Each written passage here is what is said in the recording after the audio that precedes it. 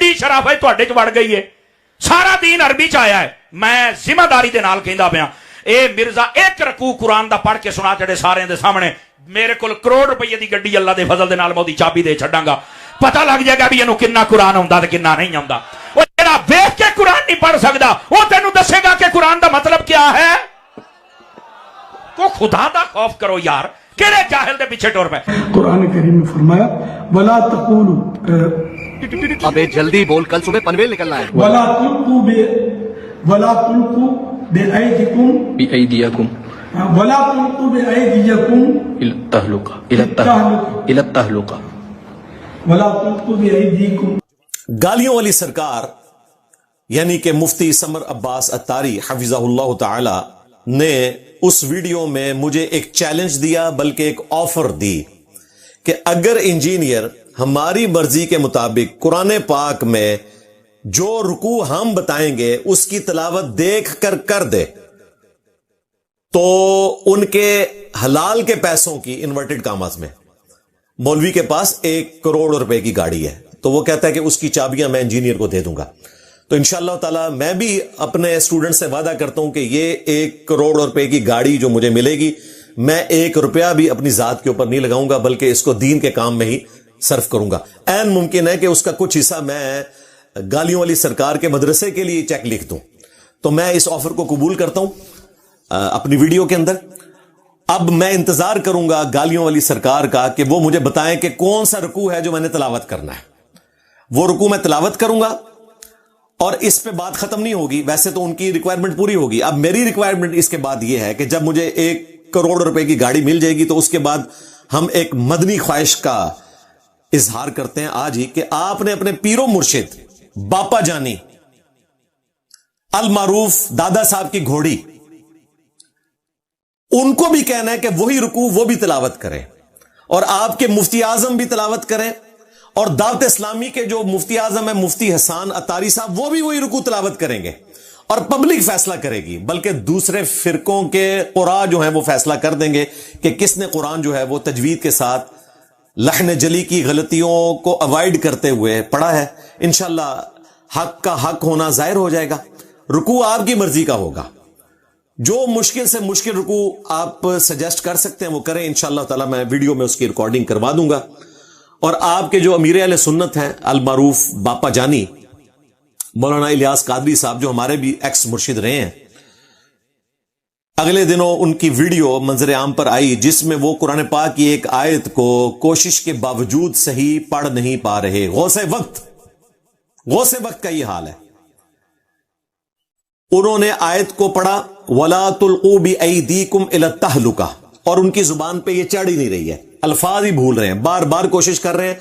और जो दावत इस्लामी के मुफ्ती आजम हैं हसन अत्तारी साहब, उन्होंने पीछे से लुकमा दिया और गलत दिया, बिअयदीकुम बोल दिया उन्होंने। यानी कि अमीर अहले सुन्नत उन्होंने भी आयत को गलत पढ़ा, और जिसने लुकमा दिया मुफ्ती आजम दावत इस्लामी का हसन अत्तारी, उसने भी बिअयदीकुम की बजाय बिअयदीकुम बोला। तो क्या इसकी बुनियाद पे मैं ये डिक्लेयर कर दूं कि तुम्हारे मुफ्ती आजम को भी कुरान नहीं आता, तुम्हारे अमीर अहले सुन्नत को भी कुरान नहीं आता? तो ये ज्यादती वाली बात होगी। मेरा ख्याल है ये एक मिसाल काफी है। वैसे तो मैंने तमाम मुकादमे फिक्र के उलमा की गलतियां इस तरह की हाईलाइट की हैं, और ये हाईलाइट मैंने उस सूरत में की थी जब इन्होंने मेरा कोई स्लिप ऑफ टंग जो है उसको हाईलाइट किया था। उसके जवाब में मैंने सबकी हाईलाइट की, और ये प्रेजेंट करते हैं कि इंजीनियर साहब बाकियों को चैलेंज देते हैं और ये खुद गलतियां कर रहे हैं। हमने कब कहा है कि हम गलतियों से पाक हैं या मासूम हैं? पढ़ने में गलती हो जाती है, लेकिन तुम्हारे मुफ्ती आजम जिनके बारे में तुम्हारा दावा है कि वो अरबी भी जानते हैं, कुरान उनसे कोई बेहतर नहीं जानता, मुफ्ती मुनीवर रहमान साहब हत्ता यकूनू मुमिनून पढ़ रहे हैं, हालांकि उनको बखूबी मालूम है कि यकूनू के बाद मुमिनीन आता है, मुमिनून नहीं आता। गलती कर दी। दूसरे मुफ्ती आजम जो है देवबंद के तकी उस्मानी साहब, उन्होंने सूरह तौबा की आयत नंबर 24 में 4 गलतियां की, और लुकमा पीछे से दिया, और लुकमा भी उन्होंने गलत ले लिया। मौलाना फजलुर रहमान साहब उन्होंने तो आयत खुद बना ली, यानी उनको पता था इस तरह की कोई आयत है, तो अरबी आने का फायदा यह होता है कि आप आयत खुद बना सकते हैं। इसी तरीके से हमारे मुफ्ती तारिक मसूद साहब मा तखुत्तहु बि यमीनिक उन्होंने पढ़ दिया, हालांकि वहां पे ला था, ترجمہ درست ہے لیکن وہ آیت میں انہوں نے عربی جاننے کی وجہ سے یہ فائدہ ہوتا ہے نا، اگر آپ کو عربی آتی ہو تو آپ اپنی مرضی سے قرآن پاک کی آیت خود بھی بنا سکتے ہیں. اسی طریقے سے جو سعود بن ابراہیم الشریم ہیں امام کعبہ، انہوں نے تو سورہ اخلاص پڑھتے ہوئے، جو کہ مسلمانوں کے بچے کو یاد ہے، قل هو اللہ احد اللہ الصمد الذی لم یلد ولم یولد پڑھ دیا. اسی طریقے سے الف لام میم ذالک الکتاب لا ریب فیہ، اس کے بعد وہ بھول گئے. ہدی للعالمین، ہدی للمتقین کہنا ہی بھول گئے، کبھی کچھ پڑھ رہے ہیں کبھی کچھ پڑھ رہے ہیں. تو ہم کہیں گے کہ ان کو کیا قرآن پاک نہیں آتا؟ تو اس طریقے سے جب آپ غلطیاں نکالتے ہیں تو میں الحمدللہ آج اس چیز کو ایکسپٹ کر رہا ہوں کہ انشاءاللہ تعالی میں وہ رکوع تلاوت کروں گا اور کوشش کروں گا اس چیز کی کہ وہ 1 کروڑ روپے کا انعام حاصل کرنے میں کامیاب ہو جاؤں. بہرحال اگر وہی رکوع اچھے طریقے سے باپا جانی نے تلاوت کر دیا تو انشاءاللہ اس میں سے کچھ میں بھی ان کو گفٹ کر دوں گا، لیکن سارا نہیں گفٹ کروں گا. ظاہر ہم نے دعوت کے کام کے لیے اتنا یہ جو تگودو کرتے ہیں تو اس میں ہماری کافی زیادہ ایفرٹس بھی لگتی ہیں، پیسہ بھی لگتا ہے. تو ہم آج کی ڈیٹ میں یعنی کہ 3 مئی 2026 کو گالیوں والی سرکار یعنی کہ مفتی سمر اتاری صاحب کا یہ چیلنج قبول کرتے ہوئے ہم انتظار میں ہیں کہ انہوں نے وہ رکوع بتانا ہے. انشاءاللہ تعالی ہم تلاوت کریں گے اور پوری دنیا فیصلہ کرے گی انشاءاللہ تعالی. رہا یہ کہنا کہ جو عربی غلط پڑھتا ہے تو وہ جب درس دے گا تو غلط دے گا، میرے بھائی ہم نے تو کبھی قرآن کا ترجمہ خود سے پریزنٹ ہی نہیں کیا. ہم تو کہتے ہیں کہ بریلوی ہو تو آمزہ بریلوی صاحب کا ترجمہ پڑھ لو، دیوبندی ہو تو اشرف علی تھانوی دیوبندی کا ترجمہ پڑھ لو، اگر اہل حدیث ہو تو اہل حدیث عالم جونا گڑھی صاحب کا ترجمہ پڑھ لو، شیعہ ہو تو سید فرمان علی شاہ صاحب کا ترجمہ پڑھ لو، اور اگر ان فرقوں سے نکل کے کوئی ترجمہ پڑھنا چاہتے ہو تو فتح محمد جلندری صاحب کا پڑھ لو، مولانا مودودی کا پڑھ لو. ہم تو کہتے ہیں کہ کسی بہانے آپ پڑھو، نہ کہ یہ کہ آپ ممبر کے اوپر کھڑے ہو کر یہ بات کہیں کہ جو شخص قرآن و حدیث ڈائریکٹ پڑھتا ہے وہ گمراہ ہو جاتا ہے.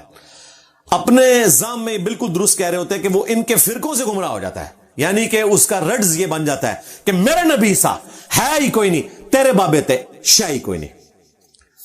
علمی پوائنٹ نمبر 2، گالیوں والی سرکار کہتی ہے کہ جی انجینئر کو چاہیے مرد میدان بنے، اور وہ اس میں مثال دیتے ہیں بابا جی خادم رضوی کی کہ وہ تو جلسوں سے خطاب کرتے تھے، تو انجینئر کو بھی چاہیے کہ باہر نکلے تاکہ ہم کوئی اپنا زومبی اس کے اوپر چڑھا دیں اور اس سے جان چھڑا لیں. یہ میں اس کی تشریح کر رہا ہوں.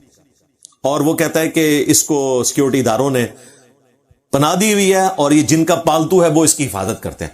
بھئی واقعتاً میری حفاظت وہی کرتا ہے جس کا میں پالتو ہوں، اور وہ رب العالمین ہے جو سارے جہانوں کا پالنے والا ہے الحمدللہ. باقی پالتو تو وہ ہیں جنہوں نے 2017 کے دھرنے دیے ختم نبوت کے نام کے اوپر اور بعد میں 5-5 ہزار روپیہ لے کے ہماری اسٹیبلشمنٹ سے تو واپس چلے گئے، اور سارا انقلاب جو ہے وہ تو شیر افضل مروت ہو گیا ان کا. تو وہ پتہ چل گیا کہ کون جو ہے وہ کن کے پالتو ہیں.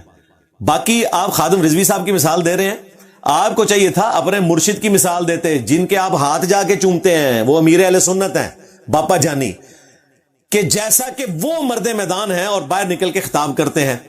1996 میں جب میں انجینئرنگ یونیورسٹی میں 2nd ایئر میں تھا، آج سے 30 سال پہلے، آج ہے 3 مئی 2026، 30 سال پہلے باپا جانی پہ لاہور میں قاتلانہ حملہ ہوا، 2 یا 3 ان کے ساتھی شہید ہو گئے. وہ دن ہے اور آج کا دن ہے، باپا جانی باہر نہیں نکلے.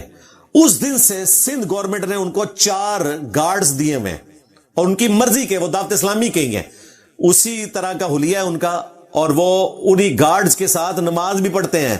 1999 میں نے فیضان مدینہ کراچی میں ان کے پیچھے نماز پڑھی، اور اس قسم کی نماز میں نے کبھی دوبارہ نہیں پڑھی، نہ اللہ تعالیٰ مجھے اس قسم کی نماز پڑھوائے، کیونکہ میں بالکل باپا جانی کے پیچھے کھڑا تھا اپنی عقیدت کی وجہ سے. میں کافی دیر پہلے وضو کر کے بیٹھ گیا، اس وقت اتنا رش بھی نہیں تھا، اس وقت تو وہ نماز خود ہی امامت کروایا کرتے تھے. لیکن جب وہ آئے تو ان کے ساتھ اتنے بڑے بڑے کلاشن کوفس والے گارڈز تھے، اور نماز کے دوران 2 گارڈز ان کے دائیں بائیں نمازیوں کی طرف منہ کر کے ان کی نمازیں خراب کرنے کے لیے کھڑے ہوئے تھے.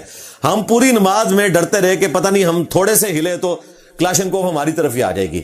اور یہ وہ ہیں باپا جانی کے جو غوث وقت ہیں، اور ان کے بارے میں ان کا کلیم ہے کہ الا ان اولیاء اللہ لا خوف علیہم ولا هم یحزنون، بے شک جو اللہ کے اولیاء ہیں انہیں نہ تو کوئی خوف ہوتا ہے نہ کوئی غم ہوتا ہے، اور غم ایسا لگا ہوا ہے کہ نماز بھی وہ گارڈز کے بغیر نہیں پڑھتے۔ اب تو آج کل تو انہوں نے بلٹ پروف شیشہ لگا لی ہے، اس کے پیچھے وہ اس طرح پھر رہے ہوتے ہیں جس طرح آپ کو چڑیا گھر میں کوئی شیر، چلے میں مدینے کے کتے والی مثال نہیں دیتا، شیر جو ہے وہ ایسے پھر رہا ہوتا ہے تو وہ بلٹ پروف شیشے کے پیچھے زیارت کروا رہے ہوتے ہیں۔ تو بھائی اپنے باپا جانی کو، امیر اہل سنت کو ہوا لگواؤ نا، مجھے کہتے ہو کہ جی مینار پاکستان پہ آ جائے یہ مرد میدان بنے، تو تمہارے تو اپنے باپا جانی کوئی مرد میدان نہیں ہے۔ باقی باپا جانی سے جو ہماری عقیدت ہے وہ اپنی جگہ ہے، میں تو باپا جانی کو ہمیشہ کہتا ہوں کہ میری طرف سے ان کے لیے چمی ہے، انہوں نے اتنا بڑا کام کیا ہے کہ آج ہم ان کے عوام کو منانے میں یہ کامیاب ہو گئے ہیں کہ یہ بزرگ کس طریقے سے اپنے سلسلے اور اپنی فرنچائز کھول کے جاتے ہیں۔ اس کا سب سے بڑا ثبوت یہ ہے کہ آج یہی گالیوں والی سرکار سمر عباس اتاری اپنے ساتھ اتاری لکھتا ہے، قادری نہیں لکھتا، کیونکہ قادری نسبت اب ختم ہو چکی، اتاری کے اندر قادری بھی آ جاتا ہے، رضوی بھی آ جاتا ہے، زیائی بھی آ جاتا ہے۔ اور یہ باپا جانی نے اتنا بڑا کارنامہ کیا کہ انہوں نے، جب ہم لوگ دعوت اسلامی میں تھے، میں بات کر رہا ہوں 1988-89 کی، اس وقت ہم اپنے نام کے ساتھ لکھا کرتے تھے قادری، رضوی، زیائی اور اتاری۔ پھر 2001 میں انہوں نے اناؤنسمنٹ کی کہ آندہ کے بعد صرف اتاری لکھیں گے۔ اتاری کا مطلب یہ ہے کہ آپ قادری بھی ہیں، اتاری کا مطلب ہے کہ آپ رضوی بھی ہیں، زیائی بھی ہیں۔ تو اس لیے میں نے ان کے لیے چمی دی تھی کہ آپ نے عبد القادر جیلانی کی سیٹ باقیاتاً سنبھالی ہے، کیونکہ عبد القادر جیلانی نے بھی یہ سیٹ جنید بغدادی سے چھینی تھی۔ لو سامو، ہاں کشف المحجوب کھول کے دیکھیں، جو تصوف کے 12 سلسلے ہیں ان میں ایک سلسلہ جنیدیہ ہے، قادری ایگزسٹ ہی نہیں کرتا، کیونکہ علی بن عثمان حجویری المعروف داتا گنج بخش جنہوں نے کشف المحجوب لکھی، یہ فوت ہوئے ہیں 465 ہجری میں، اور شیخ عبد القادر جیلانی ان کے مرنے کے 6 سال کے بعد پیدا ہوئے ہیں 471 ہجری میں۔ تو ظاہر ہے کہ جو علی بن عثمان حجویری کے مرنے کے بعد پیدا ہو رہا ہے تو اس کا سلسلہ تو انہوں نے کشف المحجوب میں نہیں لکھنا تھا۔ پچھلے 400 سال سے، اس میں بھی چلیں شروع کے آپ 200-250 سال نکال دیں یا 300 سال، 100-125 سال آپ کہہ لیں، اس میں تو یہ سلسلے ان کے یہ چل رہے تھے 12 سلسلے تصوف کے، ان میں جنیدی سلسلہ تھا۔ اب ہوا یہ کہ عبد القادر جیلانی جب انہوں نے اپنی جوبن حاصل کر لی اور وہ فوت ہوئے ہیں 90 سال کی عمر میں 571 ہجری میں، تو جب انہوں نے دیکھا کہ میں نے اتنا ہلکا اثر قائم کر لیا تو انہوں نے قادری سلسلہ اپنی نسبت سے، عبد القادر نام تھا، قادری سلسلہ جاری کیا، اور جاری ایسا کیا کہ جنیدی سلسلے کو ختم ہی کر دیا۔ آج دنیا میں قادری سلسلہ ہے، جنیدی سلسلہ ہی کوئی نہیں ہے، اور جنیدی وہی ہیں جو قادری تھے، کیونکہ انہوں نے کہا کہ دیکھیں 4 واسطوں سے میں جنید بغدادی کا ہی تو مرید ہوں الٹیمیٹلی، ابو بکر شبلی کے تحت، کیونکہ ابو بکر شبلی کے شیخ ہیں جنید بغدادی، ان کے شیخ ہیں سری سکتی، ان کے شیخ ہیں معروف کرخی، ان کے شیخ ہیں داؤد تائی، ان کے شیخ ہیں حبیب العجمی، اور ان کے ہیں حسن بصری، اور ان کے متھے انہوں نے مارا کہ وہ مولا علی کے خلیفہ تھے۔ حالانکہ امام مسلم نے صحیح مسلم کے مقدمے میں لکھا ہے کہ حسن بصری کی ملاقات سماعت کے پوائنٹ آف ویو سے کسی بدری صحابی سے ثابت ہی نہیں ہے سوائے سعد ابن ابی وقاص کے۔ امام مسلم نے سلسلہ عالیہ قادریہ کے اوپر اس کے گلے پہ آرا چلا دیا، یہ کہہ کے کہ حسن بصری کی ملاقات صرف ایک بدری صحابی سے ثابت ہے، سعد بن ابی وقاص، جن کا نام سعد بن مالک بھی ہے، اور وہ بھی اس لیے کہ وہ 56 ہجری میں فوت ہوئے، مولا علی تو 40 ہجری میں فوت ہو گئے تھے۔ حسن بصری کی کوئی سماعت مولا علی سے ثابت نہیں ہے، یہ امام مسلم نے مقدمے میں لکھا ہے، صحیح مسلم کا حصہ ہے۔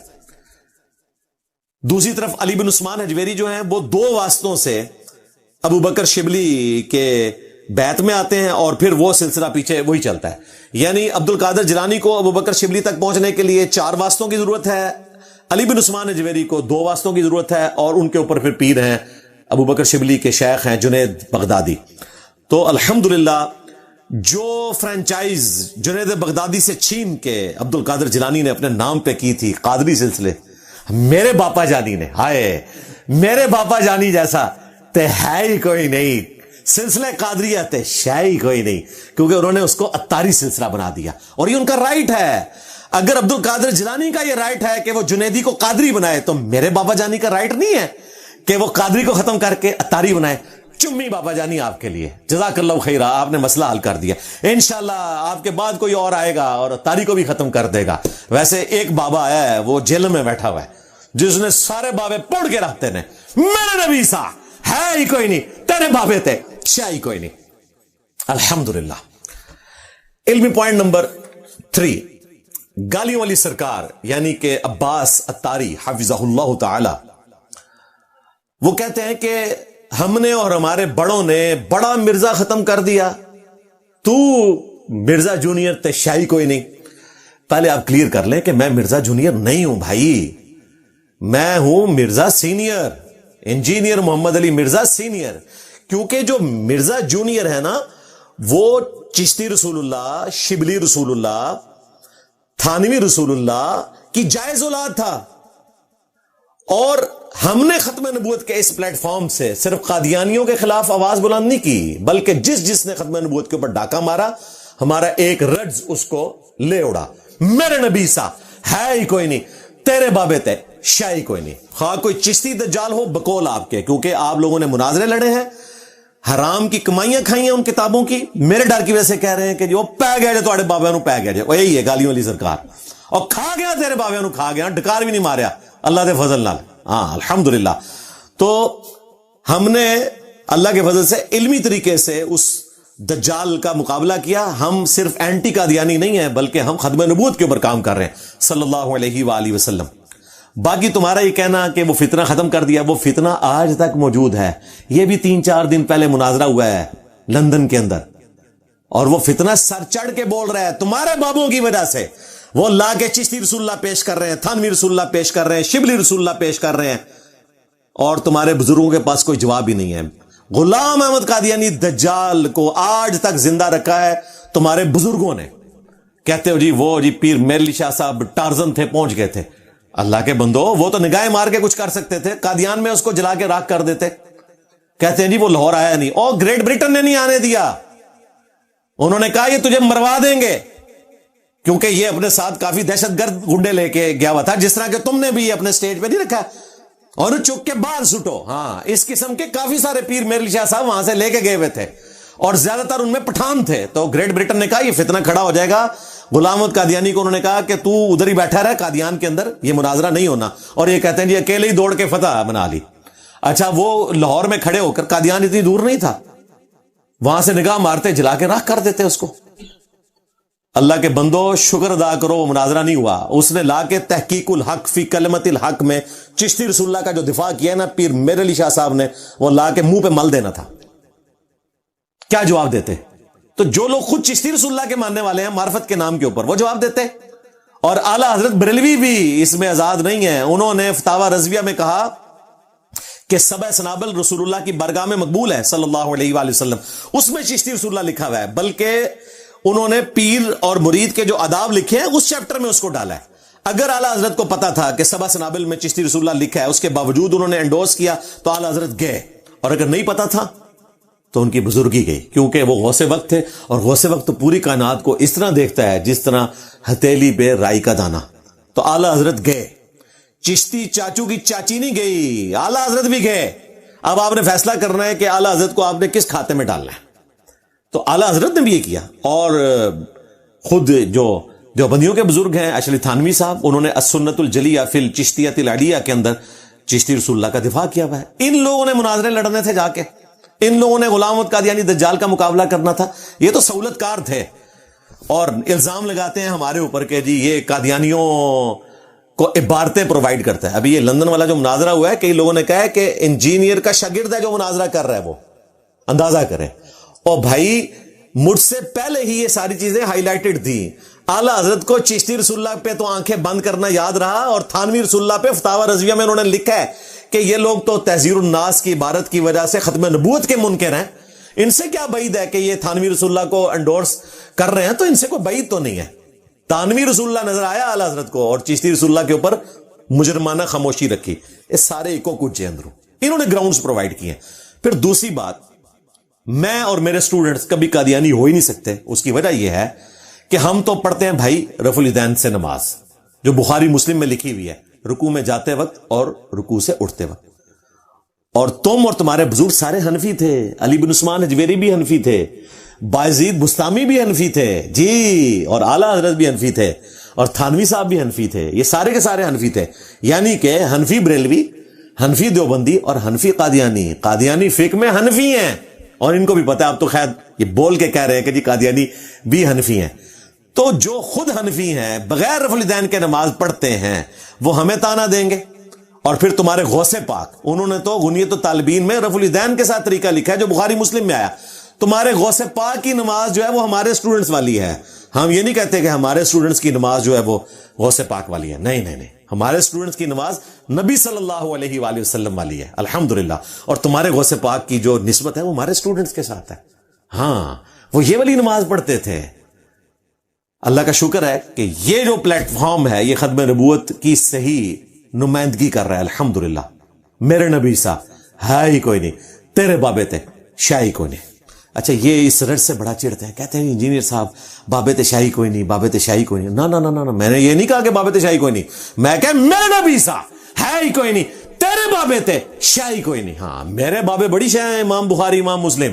ہم ان بابوں کو مانتے ہیں جو کتابوں کو مانتے ہیں. جو کتابوں کے غدار ہیں ان بابوں کو نہیں مانتے. الحمدللہ ہمارے یہ بابے ہیں اوریجنل. تمہارے بابے وہ ہیں جنہوں نے غداریاں کی ہیں، چندے بٹورے ہیں اللہ اور اس کے رسول کے نام کے اوپر. عز وجل وصلی اللہ علیہ وآلہ وسلم. جدادیں بنائی ہیں، مکے اور مدینے کی آوازیں لگا کے کسی کو دیوبند میں پھینکا، کسی کو بریلی میں پھینکا، کسی کو اجمیر میں، کسی کو بغداد میں، اور نام لیا ہمارے پروفٹ کا. تو بھائی جب تم لوگوں نے یہ حرکت کی تھی تو اتنے بڑے گناہ کی سزا اتنی بڑی ہونی چاہیے تھی. میرے نبی سا ہے ہی کوئی نہیں، تیرے بابے تھے شاہی کوئی نہیں. کہتے انجینئر کتوں آ گیا؟ او بھائی تھوڑے گناہاں دی سزا ہے انجینئر. ہاں، یہ آنا سی اللہ دے فضل نہ. تو غوث پاک نے تو نماز کا طریقہ وہی لکھا ہے. تو غوث پاک تو پوری کائنات کو اپنی ہتھیلی پہ اس طرح دیکھتے ہیں جس طرح کے رائی کا دانہ. تو یقیناً غوث پاک نے لوح محفوظ پہ خود نبی الاسلام کی نماز کی ویڈیو دیکھی تھی، اور بخاری مسلم بھی لوح محفوظ پہ موجود ہیں. ان کو تو سند کی ضرورت تھی، انہوں نے ڈائریکٹ بخاری مسلم وہاں سے پڑھی، نبی الاسلام کو نماز پڑھتے ہوئے وہاں ویڈیو دیکھ لی، اور اس کے بعد انہوں نے رفع الیدین شروع کر دیا. اب مجھے بتائیں، اگر غوث پاک لوح محفوظ پہ یہ پڑھ رہے ہیں کہ رفع الیدین کرنا گھوڑوں کے دمیں ہلانے کے مترادف ہے، اور نبی الاسلام نے نعوذ باللہ اسے منع کر دیا، تو غوث پاک نے کبھی بھی رفع الیدین نہیں کرنا تھا. اس کا مطلب ہے کہ ہم صحیح کہہ رہے ہیں کہ غوث پاک کی نماز جو ہے وہ نبی الاسلام کی نماز ہے، اس لیے کہ بخاری مسلم میں لکھی ہوئی ہے. اور تمہارے لیے یہ کہ انہوں نے ڈائریکٹ لوح محفوظ سے پڑھ کے وہ نماز شروع کی تھی. اب آپ نے فیصلہ کرنا ہے کہ تمہارے پیر کی نماز درست ہے یا تمہاری نماز درست ہے، جو کہ حنفی قادیانی بھی پڑھتے ہیں. تو اگر آپ ہمیں کہو گے کہ ہم قادیانی ہیں تو پھر ہم آپ کو آپ کے گھر کی خبر دیں گے کہ نماز تو آپ کی قادیانیوں والی ہے. ہاں، چشتی رسول اللہ، تھانوی رسول اللہ، شبلی رسول اللہ، یہ تو آپ کے بزرگوں نے لکھا اور کتابیں چھاپی اور مناظرے کیے. آپ ہمیں کس منہ سے کہہ سکتے ہو؟ اللہ کے فضل سے یہ پلیٹ فارم ختم نبوت کے اوپر کھڑا ہے صلی اللہ علیہ وآلہ وسلم. صرف اینٹی قادیانی نہیں ہے، بلکہ جس دجال نے نبی الاسلام کی ختم نبوت کے اوپر ڈاکہ مارا، سب کو ہم اپنے زبان کی نیزے کی نوک پہ لیں گے ایک رجز کے ساتھ کہ میرے نبی سا ہے ہی کوئی نہیں، تیرے بابے تھے شاہی کوئی نہیں. الحمدللہ. علمی پوائنٹ نمبر 4. گالیوں والی سرکار کہتی ہے کہ جی انجینئر کہتا ہے کہ بابوں کا دین اور ہے، کتابوں کا دین اور. گویا کہ ہمارے وہ بزرگوں کو کافر کہہ رہا ہے. نعوذ باللہ. میں نے آج تک آپ کے کسی بزرگ کو کافر نہیں کہا، ان کی عبارات کو کفریہ کہا. مجرم وہ لوگ ہیں جنہوں نے ڈیفینڈ کیا. بزرگ ہمارے سامنے موجود ہوتے اور چشتی رسول اللہ پڑھاتے تو ہم ڈائریکٹ ان کو کہتے ہیں کہ آپ کافر ہو چکے ہیں. اور خود پنڈی کے آپ کے مفتی صاحب نے جو مناظر بھی ہیں، انہوں نے کہا ہے کہ اگر معین الدین چشتی ہمارے زمانے میں ہوتے، ہم ان سے پوچھتے کہ آپ نے کلمہ پڑھایا ہے، اگر وہ کہتے ہاں تو ہم ان کے اوپر فتویٰ دیتے. حالانکہ یہ وہی مفتی ہے جس نے 2009 میں شتیہات کے نام پہ چشتی رسول اللہ کا دفاع کیا ہوا ہے. میرے کو ڈر گیا جائے، میرے نبی سا ہے ہی کوئی نہیں، تیرے بابے تھے شاہی کوئی نہیں. یہ ڈر گیا ہے. ہاں، کتاباں نہیں بدلی ہیں، تو ڈر گیا ہے. مان شتیہات تو ہوتی ہیں اللہ کے لیے، وہ بھی تصوف کی جو ٹرمز ہیں ان میں، ہم نہیں اس فراڈ کو مانتے. نبی الاسلام کے لیے ہے با خدا دیوانہ باش، با محمد ہوشیار. محمد کے لیے ہوشیاری دکھانی ہے، دیوانگی دکھائی تو فارغ ہو جاؤ گے. ہاں یہ دیوانگی اللہ کے لیے ہے. نبی علیہ السلام کے بارے میں اس طرح کو بات کرو گے تو ایمان جاتا رہے گا. اور تمہارے بزرگوں نے رسول اللہ کی گستاخیاں کی ہیں. آج میرا ٹاپک نہیں ہے, میں نے سارے بریلوی علماء کو جو لاکھوں کی تعداد میں صرف اعلیٰ حضرت کے 12 عقیدے بتائے ہیں. یہ کہتے تھے جی صوفیاء کی کتابوں سے چھوڑیں, اعلیٰ حضرت عالم دین تھے, غوث وقت تھے, بیک وقت وہ غوث وقت بھی تھے اور قطب ارشاد بھی تھے اور وہ مجدد بھی تھے اور عالم دین بھی تھے. اعلیٰ حضرت سے کچھ ثابت کریں. میں نے اعلیٰ حضرت کے 12 عقیدے ریکارڈ کروائے ہیں اور عرصہ دراز سے ریکارڈ کروا رہا ہوں. 2012 سے لے کے آج 3 مئی 2026 ہو گئی ہے, کسی کے پاس جواب نہیں ہے سوائے اس کے کتابیں بدل گئی ہیں. حالانکہ مناظرے کرتے ہیں, کتابیں تو بدلی کوئی نہیں ہے. تمہارے لاکھوں علماء کو ڈوب مرنا چاہیے کہ اعلیٰ حضرت کا دفاع کرنے کے لیے تم لوگوں نے اگر 1 لاکھ بندہ بھی لگایا ہوتا نا ایک عقیدے کے اوپر تو 12 لاکھ سے زیادہ تمہارے علماء موجود ہیں. تو ابھی تک کوئی جواب آ جاتا, جواب کوئی نہیں آیا. اور ہماری یہ خاموش فتح ہے تمہاری عوام کے اوپر, یہی وجہ ہے کہ عوام نے تمہیں چھوڑ دیا. تو یہ بابوں کا دین اور کتابوں کا دین, اور ہم اس کانٹیکسٹ میں کہہ رہے ہوتے ہیں کہ بابے اگرچہ اسی دین کو, اسی اللہ رسول کو مانتے ہیں لیکن ان کوالٹیز کے ساتھ نہیں جو کتاب و سنت میں رپورٹ ہوئی ہیں. یہ نہیں ہے کہ نعوذ باللہ کوئی 2 خدا ہے, یہ ہم محاورتاً بات کرتے ہیں اور تمہیں تو گنجائش ہی نہیں بات کرنے کی. تمہارے اعلیٰ حضرت نے تو وابیوں کا خدا کہہ کے جو گالیاں نکالی ہیں کہ وابیوں کا خدا چور ہے نعوذ باللہ, وابیوں کا خدا زناکار ہے نعوذ باللہ, وابیوں کا خدا جو ہے وہ پخانہ کرتا ہے. ہر برائی جو کسی انسان کے اندر ہو سکتی ہے یا ہر وہ کمزوری جو انسان میں ہو سکتی ہے وہ انہوں نے وابیوں کا خدا, وابیوں کا خدا. اس وقت اعلیٰ حضرت کو خیال نہیں ہے کہ وابیوں کا خدا کیا کوئی اور ہے, کہتے ہیں نہیں گویا کہ اور ہے. میرے کیس میں کہتے ہیں اس نے 2 خدا بنا دیے, حالانکہ میں نے گالی نہیں دی تھی. تمہارے اعلیٰ حضرت مجرم ہیں, انہوں نے گالیاں دی ہیں. لہٰذا اگر آج ہوتے اعلیٰ حضرت تو 295A ان کے اوپر لگ جانی تھی, 10 سال ناقابل ضمانت, کیونکہ انہوں نے توہین مذہب کی ہوئی تھی. اور یہ 295A B C اگر اسی فارم میں انگریزوں کے دور میں ہوتی نا, اس وقت صرف 295 تھی اور 2 سال کی قید ہوتی تھی. یہ سارے بزرگ بابے اندر ہوتے, کوئی ان میں سے باہر نہ ہوتا. لائف ان پریزن تھے. جس طریقے سے انہوں نے ایک دوسرے کی پگڑیاں اچھالی تھی, ایک دوسرے کو گستاخ ڈکلیئر کیا تھا. تو یہ بابوں کا دین اور کتابوں کا دین اور گویا کے تعلیمات کے پوائنٹ آف ویو سے مرنے سے پہلے اے مسلمان کر لے اس پہ غور. کتابوں کا خدا اور ہے, بابوں کا خدا اور. گویا کہ کسی اور خدا کو یہ مان رہے ہیں جب یہ کتابوں کا انکار کر دیتے ہیں. اگر کتابوں کے ماننے والے ہوتے, ان کے بابے انہی کتابوں کے ساتھ وفاداری کرتے, تو آج ہم احترام سے ان بابوں کی کتابوں کو بھی یہاں رکھا ہوتا. یہاں ان بابوں کی کتابیں ہیں جنہوں نے اپنے نبی کے ساتھ وفاداری کی ہے, الحمدللہ صلی اللہ علیہ وآلہ وسلم. میں ایک مثال ان 12 عقیدوں میں سے جو میں نے اعلیٰ حضرت کے بیان کیے تھے یہاں پہ پیش کر دیتا ہوں تاکہ پتہ چلے کہ کتابوں کے خدا میں اور بابوں کے خدا میں, کتابوں کے پروفٹ میں اور بابوں کے پروفٹ میں کیا فرق ہے. ایک مثال صرف دے رہا ہوں. ہم مسلمانوں کا یہ عقیدہ ہے عسى ان يبعثك ربك مقاما محمودا, نبی علیہ السلام کو اللہ تعالیٰ قیامت والے دن مقام محمود پر فائز کریں گے جہاں ہر شخص ان کی حمد بیان کرے گا. مقام محمود جہاں ہر شخص رسول اللہ کی تعریف کر رہا ہوگا صلی اللہ علیہ وآلہ وسلم. اور یہ سورہ بنی اسرائیل کی آیت نبی علیہ السلام نے خود تلاوت کی ہے حدیث شفاعت کے اینڈ پہ, جب آپ نے فرمایا کہ میں تمام اولین اور آخرین تمام اولاد آدم کا سردار ہوں. قیامت والے دن کوئی شخص اللہ کے حضور خطیب نہیں ہوگا تو میں خطیب بنوں گا, اور میں گزر چکے جو اور جو آنے والے ہیں قیامت تک ان کا سردار ہوں. اور پھر حدیث شفاعت کہ تمام انسانیت پہلے آدم علیہ السلام کے پاس جائے گی, وہ کہیں گے کہ آج مجھے اپنی غلطی یاد آ رہی ہے, وہ غلطی جو کہ معاف ہو چکی ہوئی ہے, پھر بھی وہ یاد کریں گے. موسیٰ علیہ السلام کہیں گے آج مجھے اپنی غلطی یاد آ رہی ہے کہ دنیا میں مجھ سے ایک بندہ قتل ہو گیا تھا.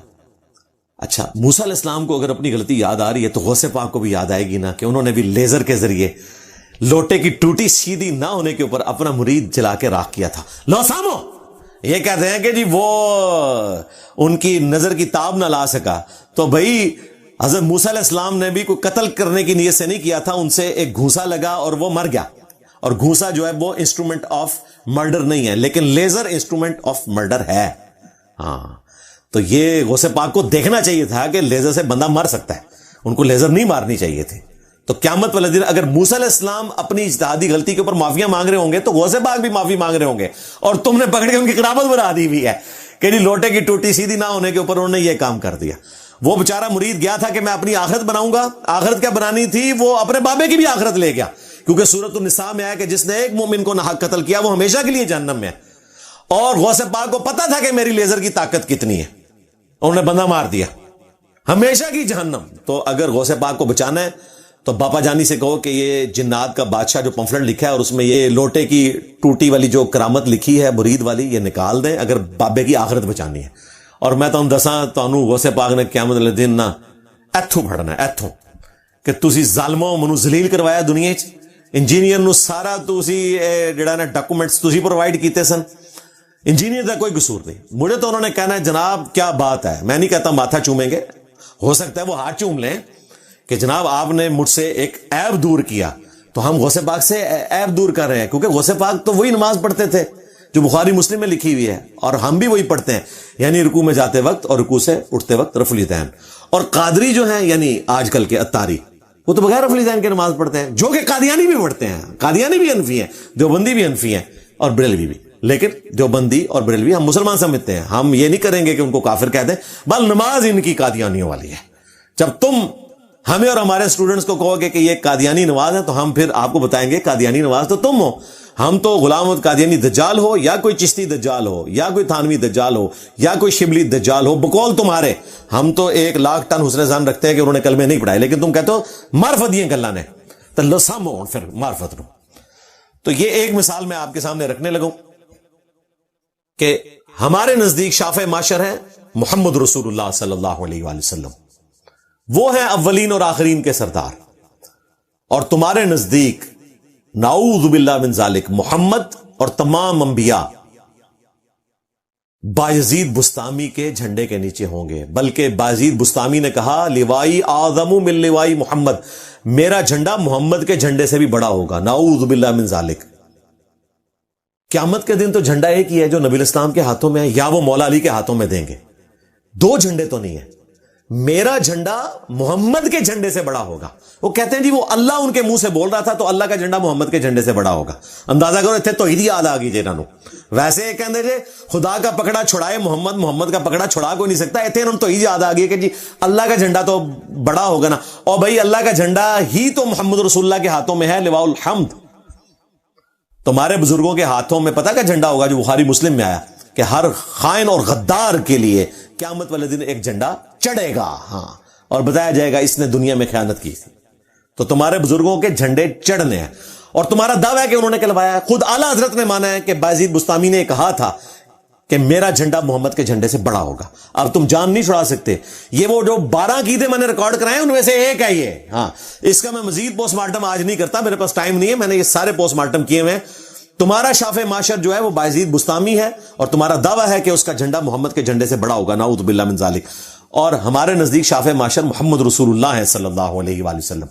اور دیکھو عجیب حسن اتفاق ہے کہ تمہارے بایزید بستامی یعنی کہ یزید دا ابا، ابو یزید بستامی، اس نے امت کو یہ عقیدہ دیا، اور یہ فوت ہوا بلکہ اپنے انجام کو پہنچا 261 ہجری میں۔ اور دوسری طرف میرا امام ہے امام مسلم، یہ بھی 261 ہجری میں رسول اللہ کے قدموں میں پہنچ کے وفات کے بعد ایک ہی سن میں دونوں فوت ہوئے ہیں، اور ان کی کنیت ہے ابو الحسین، اور تمہارے امام کی کنیت ہے ابو یزید۔ اور ابو حسین نے صحیح مسلم حدیث نقل کی کہ نبی اسلام نے فرمایا کہ قیامت والے دن میں تمام اولین اور آخرین کا سردار ہوں گا، ایک یہ حدیث نقل کی۔ پھر امام مسلم نے حدیث نقل کی کہ سب سے پہلے میں قبر سے نکالا جاؤں گا، اور سب سے پہلے میں شفاعت کروں گا قیامت والے دن، اور سب سے پہلے میری شفاعت قبول کی جائے گی۔ پھر ابو الحسین امام مسلم نے حدیث نقل کی قیامت کے دن سب سے پہلے میں جنت کے دروازے پہ دستک دوں گا، داروغے جنت پوچھیں گے رضوان رضی اللہ تعالیٰ عنہ علیہ السلام کون؟ تو میں کہوں گا محمد، تو وہ کہیں گے کہ مجھے حکم بھی یہی تھا کہ آپ کے نام کے اوپر دروازہ کھلے گا۔ دیکھو ابو الحسین ہمیں کیا بتا رہے ہیں اور تمہارے ابو یزید کیا کیا دعویٰ کر رہے ہیں۔ اور تذکرۃ الاولیاء میں تو یہ بھی لکھا ہے کہ انہی بایزید بستامی سے پوچھا گیا کہ عرش کیا ہے، انہوں نے کہا میں عرش ہوں۔ پوچھا گیا کرسی، ان کا میں کرسی ہوں۔ پھر ان کی زبان قابو میں نہیں رہی، حالانکہ با خدا دیوانہ باش با محمد ہوشیار، انہوں نے کہا کہ میں موسیٰ ہوں، میں عیسیٰ ہوں، میں ابراہیم ہوں، میں محمد ہوں، نعوذ باللہ من ذالک۔ اور یہ جرت تو غلام احمد قادیانی دجال نے نہیں کی، اس نے بھی اپنے آپ کو ذل محمد کہا۔ تمہارے بازید نے ڈائریکٹ محمد کہا اور پھر کہا میں حق ہوں، یعنی کہ خدا بھی میں ہی ہوں، نعوذ باللہ من ذالک۔ اور وہ فرید الدین عطار بھی تذکرۃ الاولیاء میں لکھ رہے ہیں کہ ان کے منہ سے اللہ بول رہا تھا۔ واہ واہ واہ، اللہ بول رہا تھا، اللہ تو نبی علیہ السلام کے منہ سے نہیں بولتا۔ وہاں پہ بھی آیا وما ينطق عن الهوى ان هو الا وحی یوحى، یہ خواہش نفس سے کچھ نہیں کہتے، یہ وہ کہتے ہیں جو اللہ تعالیٰ ان کو وحی کرتا ہے۔ تو نبی علیہ السلام کے مقابلے پہ انہوں نے بایزید بستامی کو کھڑا کیا اور اس کے جھنڈے کو محمد صلی اللہ علیہ وآلہ وسلم کے جھنڈے سے بڑا کہا، اور پھر باطل تعویلات کرتے کرتے اعلیٰ حضرت نے بھی، اگر وہ توبہ کے بغیر مرے ہیں تو اپنی آخرت برباد کی ہے، اور جو پنڈی کا مفتی ہے اس نے بھی ویڈیو میں مانا ہوا ہے کہ ان کے منہ سے اللہ بول رہے ہیں۔ وہ شمشیر اعلیٰ حضرت، وہ شمشیر اعلیٰ حضرت جو ہے وہ اعلیٰ حضرت کو بھی کاٹ گئی اور اس کو بھی کاٹ گئی۔ ہاں تو ابھی بھی مرنے سے پہلے توبہ کر لے، میں نہیں کہتا کہ تو مجھے مجدد سمجھ، لیکن توبہ کر لے، اعلیٰ حضرت کے پیچھے، بایزید بستامی کے پیچھے اپنا ایمان خراب نہ کر۔ ہو سکتا ہے بایزید توبہ کر کے مرا ہو، تو ہماری تو خواہش ہے کہ اس نے اس بات سے توبہ کی ہو کہ لیوائی اعظم من لیوائی محمد، بلکہ وہ تو اس سے بڑی بات کرتا تھا۔ کشف المحجوب میں خود علی اجویری صاحب نے لکھا ہے سبحانی ما اعظم شأنی، میں پاک ہوں، میری شان کتنی بلند ہے۔ وہ کہتے ہیں ان کے منہ سے اللہ بولتا تھا، تو وہ پھر دعوے خدائی بھی یہ لوگ کرتے تھے، کہیں پہ رکتے نہیں تھے۔ تو عشق و محبت، عشق و محبت، اعلیٰ حضرت، اعلیٰ حضرت، یہ ہے اعلیٰ حضرت کا عشق و محبت کہ اس کے نزدیک شافع معاشر کون ہے؟ بایزید بستامی، کیونکہ اس نے کہا کہ محمد اور تمام انبیاء بایزید بستامی کے جھنڈے کے نیچے ہوں گے، اور بایزید بستامی کا جھنڈا محمد کے جھنڈے سے بھی بڑا ہوگا۔ اعلیٰ حضرت تم جان نہیں چھڑا سکتے اور نہ ان کے ماننے والے۔ یہ ایک نمونہ ہے جو میں نے آج رکھا ہے، 12 عقیدے میں نے اعلیٰ حضرت کے پیش کیے ہیں۔ انشاءاللہ قیامت آ جائے گی اور حوض کوثر کے اوپر ان لوگوں کے لیے فیصلہ ہو جائے گا، سحقا سحقا لمن غیر بعدی، جواب یہ نہیں انشاءاللہ تعالیٰ دے سکتے۔ اللہ کے فضل سے ختم نبوت کا مجاہد انہوں نے پورا پیک ہے، اللہ دے فضل نال۔